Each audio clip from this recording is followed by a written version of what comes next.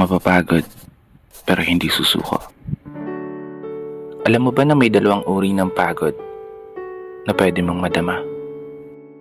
Una, yung pagod na itutulog mo lang at pagising mo, okay ka na.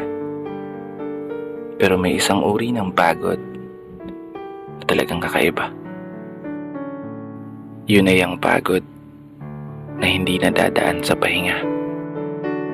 Isang pagod na magpapahiwatig kung gaano kabigat ang mga problema mong daladala. Pagod na magpapanginig ng mga luha sa mata. Pagod na magdidikta sa'yo para sabihin ayaw mo na.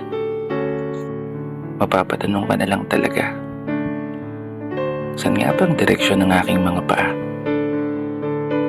Mga paang tila pagod na sa kakahakbang. Mga paang ngimay na sa kada tapak sa baitang ng hagdan. Isang hagdan na magdadala sa akin patungo sa isang palapag na pinapangarap ko. Mapapagod pero hindi susuko. Magpapahinga pero hindi hihinto.